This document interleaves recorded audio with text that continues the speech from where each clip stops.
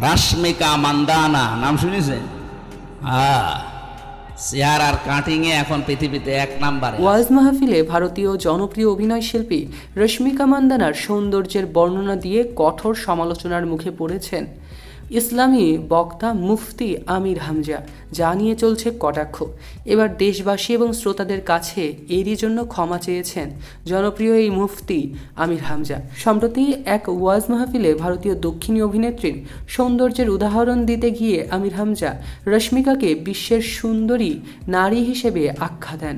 অন্যতম সুন্দরী হিসেবে তার ভীষণ পছন্দ, যদিও তিনি রেফারেন্স দিয়েছেন বিভিন্ন গণমাধ্যমের। ওয়াজ মাহফিলের এই ভিডিওতে দেখা যায় আমির হামজা বলছেন, এখন বিশ্বে যত সুন্দর মানুষ আছে আপনারা ইন্টারনেট ঘাঁটবেন, 157টি রাষ্ট্রের মধ্যে চেহারার কাটিংয়ে এক নম্বরে রয়েছে রশ্মিকা মান্দানা। নাম শুনেছেন? চেহারার কাটিংয়ে এখন এক নম্বরে সেই রয়েছে। এই মহিলার দিকে একটু আল্লাহর নাম নিয়ে তাকাবেন, দেখেন তো কি সুন্দর করে আল্লাহ তাকে বানিয়েছেন। এর চেয়ে শতগুণে সুন্দর ছিলেন আদিমাতা হাওয়া আলাইহিসসালাম, আর এরপরই তাকে নিয়ে তুমুল কটাক্ষ হচ্ছে সোশ্যাল মিডিয়া জুড়ে। এরই প্রেক্ষিতে গত মঙ্গলবার 10 ডিসেম্বর সামাজিক যোগাযোগ মাধ্যমে একটি পোস্ট দিয়ে ক্ষমা চেয়েছেন এই মুফতি। আসসালামু আলাইকুম প্রিয় তৌহিদি জনতা, আপনাদেরকে বরাবর আশাহত করার জন্য আমি দুঃখ প্রকাশ এবং ক্ষমা প্রার্থনা করছি। আপনাদের কিছু কথা বলা জরুরি মনে করেছি, যাতে আপনারা আমার বিষয়ে মন্তব্য করার ক্ষেত্রে ইনসাফ করতে পারেন। ঢালাওভাবে যেসব কথাবার্তা চারদিকে বলা হচ্ছে তার সবটুকুই কি সঠিক, নাকি ভিন্ন বাস্তবতা রয়েছে? সম্প্রতি সিরিয়ার কারাগার থেকে মুক্তি বন্দীদের চিত্র আপনাদের সামনে। তারা অনেকেই নিজের নাম পর্যন্ত ভুলে গিয়েছে। ফ্যাসিস্টের কারাগারে থাকাকালীন এমন কোনো নির্যাতন নাই যা আমার উপরে করা হয়নি। আমার ব্রেনে পর্যন্ত কারেন্ট শক দেওয়া হয়েছে ও স্লো পয়জনিং করা হয়েছে।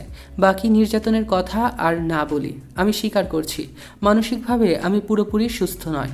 শারীরিক ও মানসিক কোনো দিক দিয়েই আমি ফিট না, আমি জানি। তবুও আমি আপনাদের ভালোবাসি। নিজের অজান্তেই অসংলগ্ন কথাবার্তা মুখে চলে আসছে। আমার আচরণও আমার নিয়ন্ত্রণে থাকছে না। এসব চিন্তা আমাকে আরও অসুস্থ করে তুলেছে। আর আমার দেওয়া বক্তব্য নিয়ে চলমান যে বিতর্ক, সেই আলোচনাটাও শুধুমাত্র উক্ত নায়িকার আলাপটুকুই আমার ভুল হয়েছে, আমি স্বীকার করছি। তবে আমি বলবো, যদি আপনারা আলোচনাটি পুরোপুরি শোনেন, দেখবেন আলোচনাটি খুবই গুরুত্বপূর্ণ ছিল। ভবিষ্যতে আমি আরও সতর্ক থাকার চেষ্টা করব ইনশাআল্লাহ।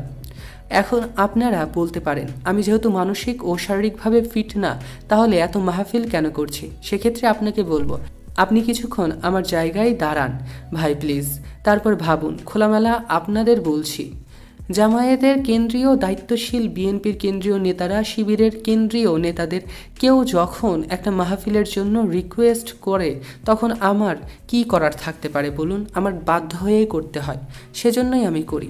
রশ্মিকাকে নিয়ে, তার মন্তব্য নিয়ে আপনাদের কি মন্তব্য কমেন্টে জানাতে ভুলবেন না। সৈকত আহমেদ নূর, সেলিব্রেট।